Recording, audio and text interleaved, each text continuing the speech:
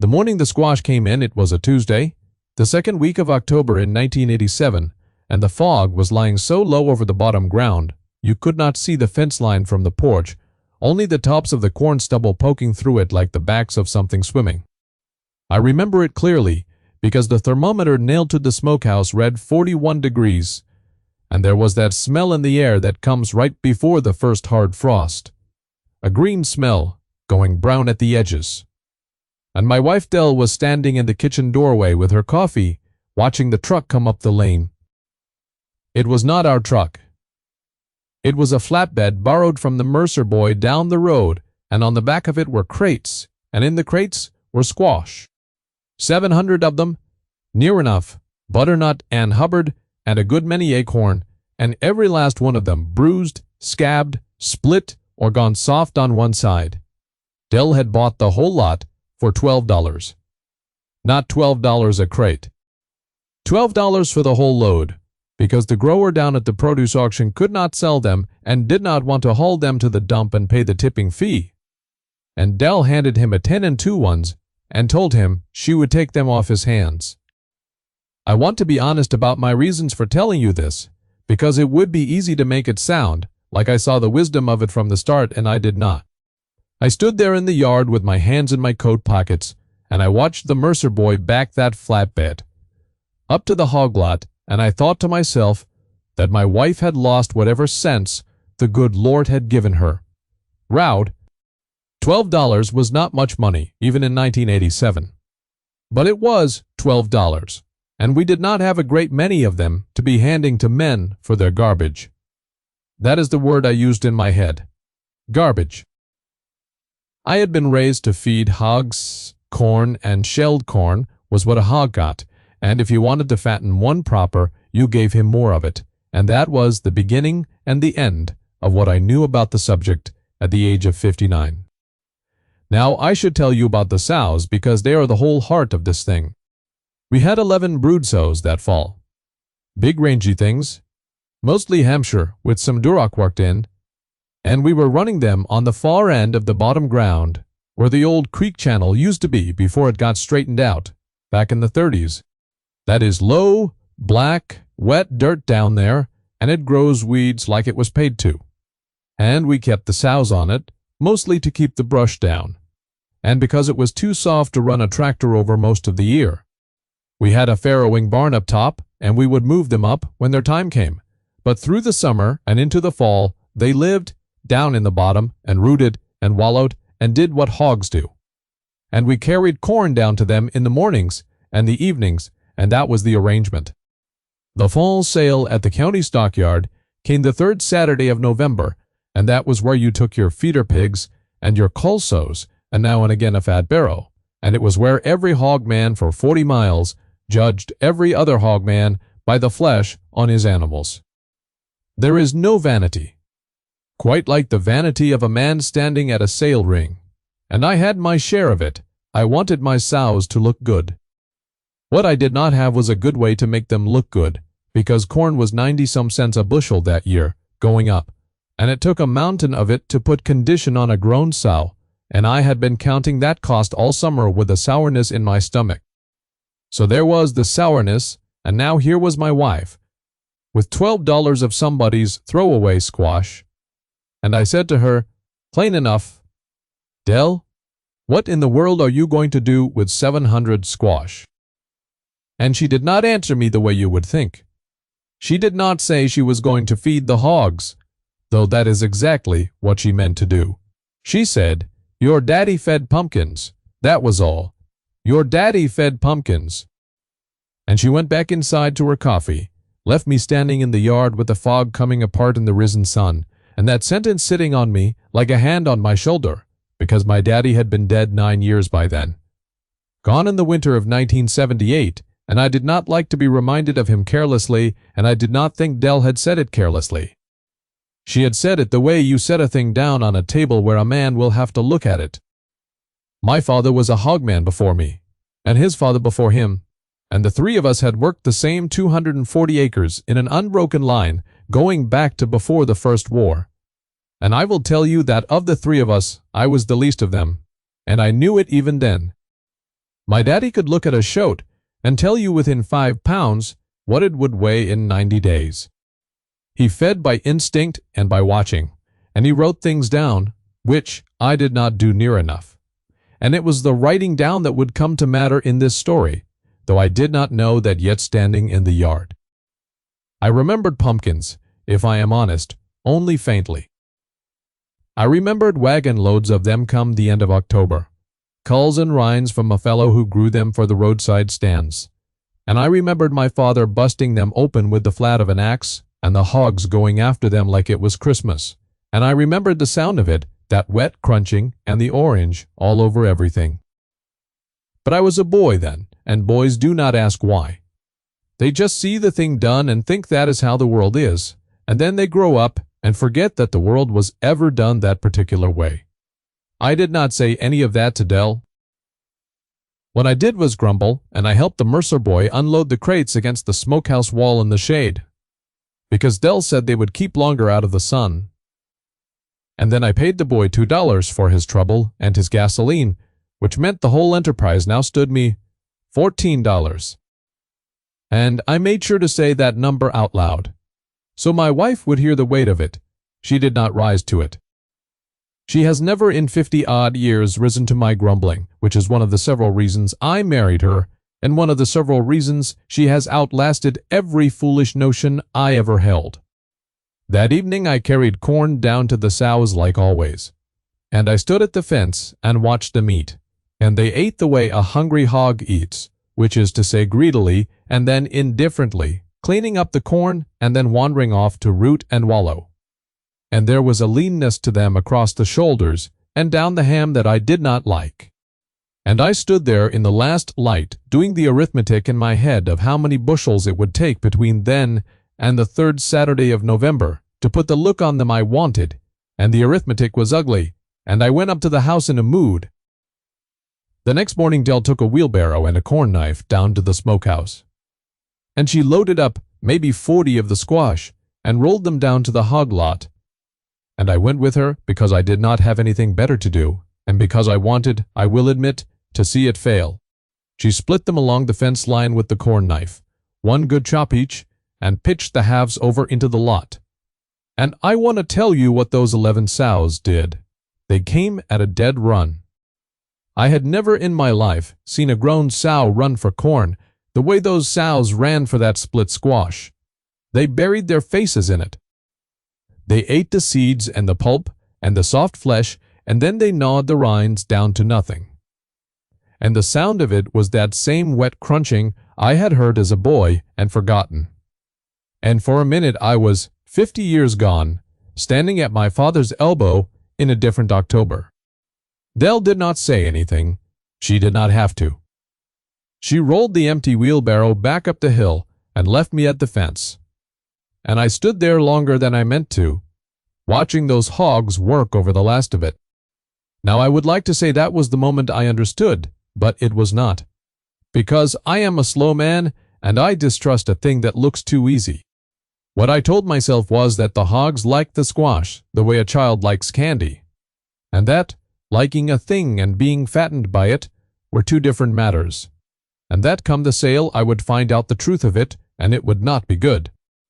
So I kept on with the corn, mornings and evenings, and Dell kept on with the squash, 40 or so a day, split along the fence, and the two of us fed those hogs on our two different theories for the better part of 3 weeks.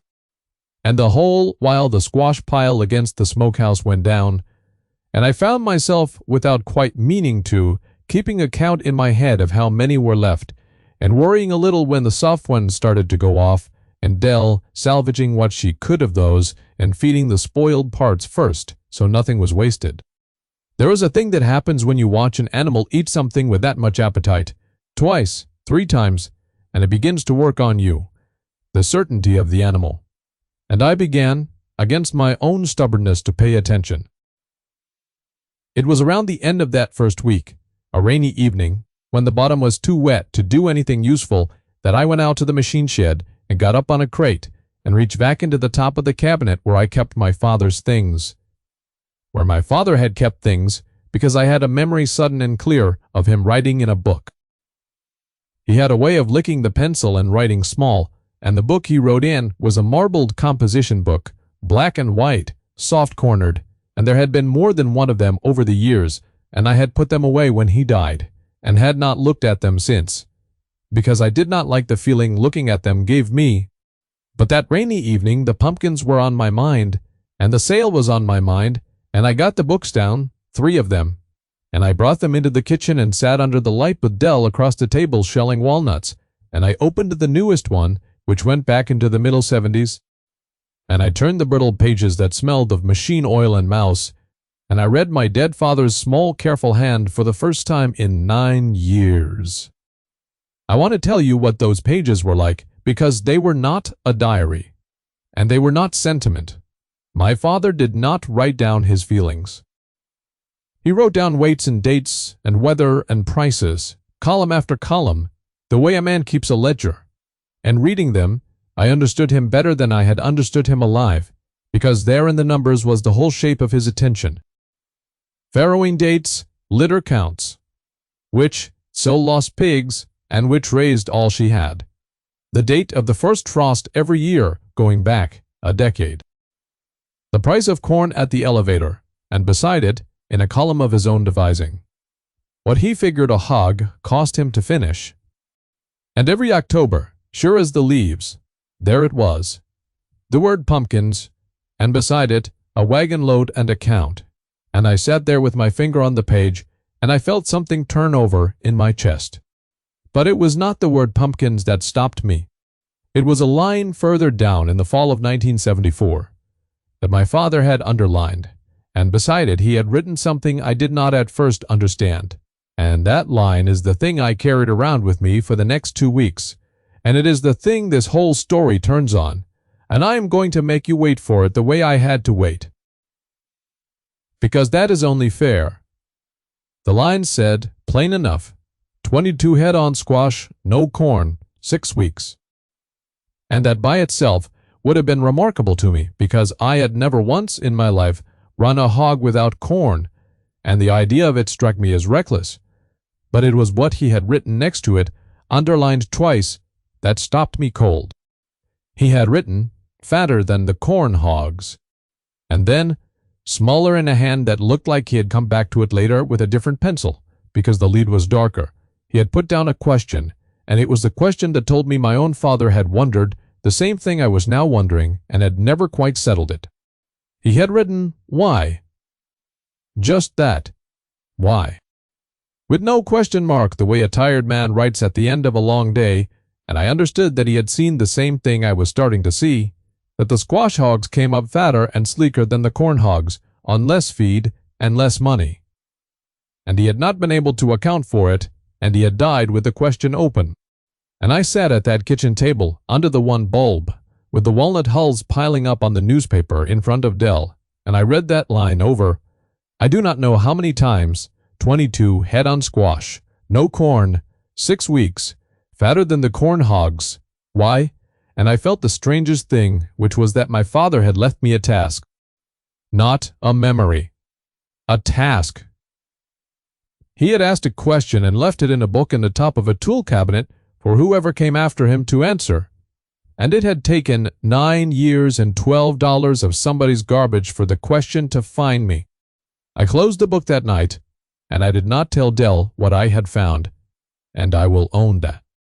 I did not tell her because I was not ready, because I was a proud man, and she had been right, and I had been wrong, and a man needs a little while to get himself square with a thing like that before he says it out loud. But the next morning I was down at the hog lot before 5. Before the light, standing at the fence in the cold with a lantern, watching those 11 sows sleep, and I made a decision that I did not tell anybody about for a while. I decided to do what my father had done. I decided to take some of those sows off corn entirely and run them on squash alone and see for myself and settle the question the old man had left open, and I decided to do it carefully, with numbers, the way he would have wanted, because if I was going to find out, I was going to find out for good and not by guess. I picked 5 of the sows. The 5 I judged the leanest and the closest matched in age and frame. 3 years old, the lot of them, and I cut them out into the near pen where I could watch them. And from that morning forward, they got no corn. They got squash, split along the fence, all they would eat, and water, and nothing else. The other 6 stayed on corn, like always. And I got myself a composition book of my own, a new one from the drugstore in town, marbled black and white just like his, and I started writing things down. I want to walk you through what it was like those weeks, because the slowness of it is the whole point, and if I hurry past it, I will have told you a different and lesser story. Every morning I weighed out the corn for the 6 corn sows, and I carried it down, and I marked in my book how much they got. And every morning I counted out the squash for the 5 squash sows. I marked that down too, how many, and roughly how big, and whether they cleaned it up or left any, and they never left any. I did not have a hog scale, which is a thing I have regretted my whole life, so I could not weigh the animals themselves, but I did the next best thing, which my father had also done. I could see it in his book once I knew to look. I measured them with a tape around the heart girth, just behind the front legs. Because there is a way to figure a hog's weight off the heart girth measurement that every old hog man knew, and that I had half forgotten, and I took that measurement on all 11 sows the first morning and wrote it down, and I planned to take it again the morning of the sale and let the tape tell me the truth. And I will tell you, the first week, or 10 days, the truth was not obvious. The squash sows and the corn sows looked about the same, and there were mornings I stood at that fence in the cold, sure I was making a fool of myself, running 5 good brood sows on garbage in the middle of my own stubbornness. And I would think about the 11 sows I could have simply fed more corn to, and the sourness would come back. But I kept on, because I had told myself I would settle it, and because my father's why was sitting in my chest like a stone. And somewhere in the second week the thing began to show. It showed first in the coats. The squash sows got a shine to them, a sleekness across the back and down the sides, the kind of bloom you see on an animal that is thriving from the inside, and the corn sows, well fed as they were, looked ordinary next to them. And then it showed in the flesh. The squash sows were filling in over the shoulder and down the ham. In a way, the corn sows were not as fast, not as full, and I would take my tape to them of a morning and read the girth and write the number, and I could hardly believe the pencil. So I did what a doubting man does. I doubted the tape. I figured I was measuring wrong, or wanting it too much, and reading it my way. And I made up my mind to take the question to somebody who would know, somebody who would not care about my pride one way or the other.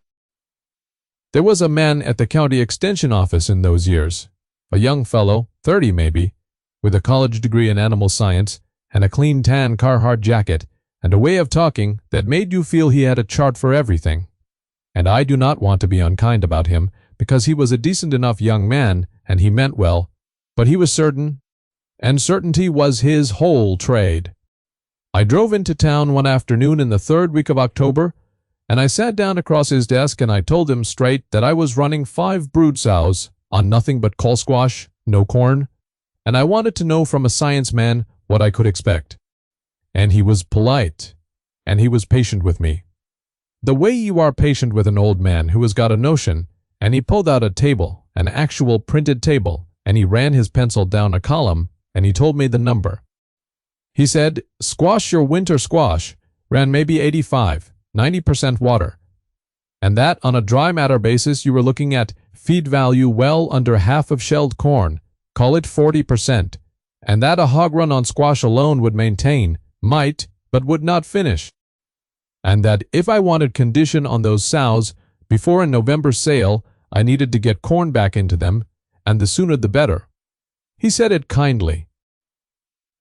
He tapped the table with his pencil, the way a man does when he has shown you the end of the argument. And I thanked him, because he had been decent, and I drove home, and I want to tell you exactly what I felt driving home, because it is important. I did not feel corrected. I felt like a man who has been shown a beautiful, accurate map of a country he has just walked across on his own 2 feet, and the map is missing a river. Because the young man's table was surely right about the water and the dry matter and the 40%. And my 5 sows, running on nothing but that 40% garbage, were fatter and sleeker every single morning than the 6 sows eating all the good corn they wanted. Both those things were true at once, and the young man's table could not hold both of them. And my father's why was still sitting in my chest, and I understood now that the old man had driven home from some version of that same conversation 50 years before me, feeling exactly the same thing.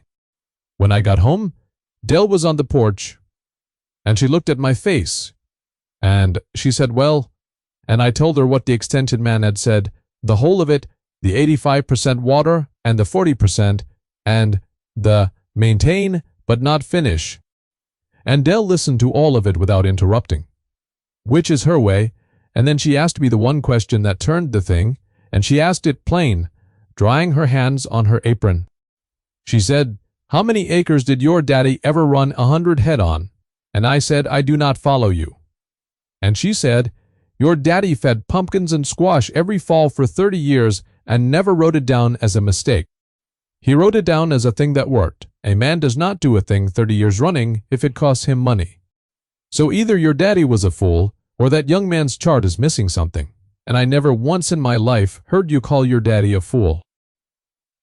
And she went inside and left me on the porch, and I stood there a long while as the light went down over the bottom, and I made up my mind that I was going to find the river the map was missing, and that the only way to do it was to run the experiment out to the end and take it to a man who read hogs and not tables. So I ran it out. The squash held, just barely. We fed the last of them the second week of November, the very soft ones going first, and by then the 5 squash sows had a look on them that I had genuinely never put on a hog in my life. Not with all the corn I had ever poured into one. They were deep and sleek and firm, and the corn sows beside them looked soft and puffy and ordinary, and I do not know a better way to say it than that. And I took my tape to all 11 of them the morning of the sale, the 3rd Saturday of November. And I read the heart girths, and I did the figuring, and the 5 squash sows had put on more weight and better weight, harder weight than the 6 corn sows on a fraction of the cost. And I sat down on an overturned bucket in the cold barn, and I said out loud, "To nobody, to my father, I suppose, so that is the why," because I thought I had figured it. And I loaded all 11 of them, and I hauled them to the county stockyard, and I set out to find the one man there who would tell me the truth. That man was the buyer for the little packing house over in the next county, an old fellow, a heavy-set man of about 70, who had been buying hogs off that ring since before I was grown, and who had a reputation well earned for saying almost nothing. He would stand at the rail with his hat down and his arms folded, and he would watch the hogs come through, and he would bid or not bid, and a nod from him was worth more than a speech from anybody else, and men would watch to see what he did before they did anything. And I will confess to you that I did a small foolish thing that morning, which was that I asked the sale clerk if he would run my 5 squash sows through together as a lot, and then my 6 corn sows through together as a lot right behind them, so that anybody with eyes could see the 2 lots side by side. I told myself it was for my own sake, to settle the question. But I will be honest, there was vanity in it too. The old vanity of the sale ring, and I am not proud of it, but I will not pretend it was not there. The neighbor I have not yet told you about was there too, a man I had known and needled and been needled by across the fence for 30 years, a good farmer, a proud one, who ran a bigger hog operation than mine on better ground, and who had, 3 weeks earlier, leaned out the window of his too-clean truck at my fence line and watched Dell split squash for the hogs, and said to me, mild as milk, "What in the world are you feeding those sows?" And when I told him squash, he had laughed, not cruel, just certain, the way a man laughs at a thing he already knows the end of, and he had said, "Hi, you'll be pouring corn to them by Halloween, or you'll be selling bags of bones." and he had driven on, and he was there at the rail that Saturday, and he did not know, or maybe he did, which sows in the ring were mine. My 5 squash sows came through the ring first in a bunch, and I stood at the rail and I watched the old buyer. And I want to tell you what he did, because it is the whole thing. He unfolded his arms. That was all at first. He had been standing there with his arms folded through 40 head of somebody else's hogs, and when my 5 came through, he unfolded his arms and he took one step up on the bottom rail to see over. And he looked at those sows a good while longer than he had looked at anything all morning. And I saw his lips move as he counted or figured something to himself, and then he bid, and he bid, a strong bid, and he stayed in, past where the bidding usually died, and he bought all 5 at a price a good bit over the top sows that day. And then my 6 corn sows came through right behind, and he looked at them, and he folded his arms back up, and he bid the ordinary price, the fair price, the price a good corn sow brought, and no more. And when it was done, and the clerk was writing it up, the old buyer came around the rail, slow, and he found me, because he had asked the clerk who the 5 sows belonged to, and he stood in front of me, and he looked at me from under his hat. And he said one thing. He said, "Those first 5, what did you finish them on?" And I told him, plain. I said, "Squash. Cull squash, no corn, 6 weeks." And that old man stood there, and he did not say anything for what felt like a long time, and then he nodded once, and he said the only word I ever got out of him, and the word was sound. Sound. And he turned and walked back to the rail, and that was the whole of it, and it was worth more to me than any speech. Now I said I would tell you the why, my father's why, the question underlined twice in a marble book in the top of a tool cabinet, and I owe you that, because I did work it out in the years after. Partly from thinking, and partly from what a soil man and a feed man told me later when I finally understood enough to ask the right questions. The extension man's chart was not wrong. Squash is mostly water, and its feed value, pound for pound, is well under corn. All of that is true. But the chart measured the wrong thing, or rather it measured only one thing, the energy, and it left out everything else, and everything else was the missing river. A cull squash is not empty water. It is oil in the seed, real oil, and sugar in the flesh, easy sugar, a hog turned straight to fat, and to that sleek bloom on the coat. It is roughage in the rind that keeps a hog's gut working right, and it is a whole load of the small things a corn ration leaves thin, the things that go into a healthy animal that no feed table in those years bothered to put in a column. A hog on all the corn it can eat can still be, in a manner of speaking, a little starved. Starved of the very things that make flesh firm and shining. And a hog on squash, eating 3 times the bulk to get the same energy, is taking in all of that other richness by the wagon load while it does. That is why my father's squash hogs came up fatter than his corn hogs on less money. Not because squash beat corn on the chart, because the chart only had the one column, and a hog is not one column. My father saw the result and could not name the cause, and wrote his why and died. And I saw the result and chased the cause, and I like to think that when I finally understood it, I settled something for him as much as for myself. We fed cull squash and pumpkin every fall after that, all the years I ran hogs, and I never once paid more than a few dollars for a load of it, because it was garbage to everybody but me. And every fall my sows came into the November sale sleeker than my neighbor's sows on a fraction of the feed bill, and that neighbor, the proud one with the clean truck. He never did feed squash himself, too set in his ways, but the 2nd or 3rd year he leaned on my fence one October evening while Dell split the squash. And he watched the hogs run for it, and he was quiet a while, and then he said, not looking at me, "That's not as foolish as I thought it was." And he drove on. And from him, that was a great deal. Dell passed 4 years ago now in the spring, and I do not run hogs any more. My knees will not have it.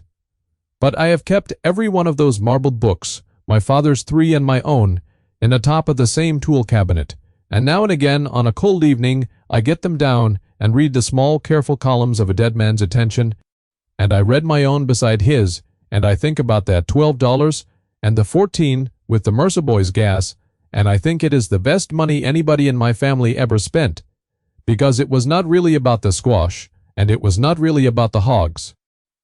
It was about paying attention. My father paid attention his whole life and wrote down what he saw, even when he could not explain it, and that writing down was a gift he left in a box for a slower man to open 9 years after he was gone. And my wife paid attention to a load of somebody's garbage, and to a dead man's habit of feeding pumpkins. And she set it on the table in front of me and made me look at it. And all I ever did, the one thing I did right in the whole business, was finally, slowly, stop being certain long enough to see what the animals had been telling me all along, and to trust the old man's book over the young man's chart. The difference between a problem and a lesson is only whether you were paying attention, my father used to say, and I did not understand it when he said it, and I understand it now. So that is the story of 700 bruised squash and $12.05 sows that came into the fall sale, the fattest and soundest on that ground in 30 years. If you have got your own load of somebody else's garbage that turned out to be worth more than the men with the charts could see, some old thing or old way that everybody told you was foolish and was not, I would truly like to hear about it down in the comments, because there are more of those stories out there than anybody credits, and they ought to be told. And if this one meant something to you, if it put you in mind of a father or a grandfather or a stubborn old truth of your own, go on and subscribe, and I will tell you another one, because I am in no hurry, and neither I have found is the ground.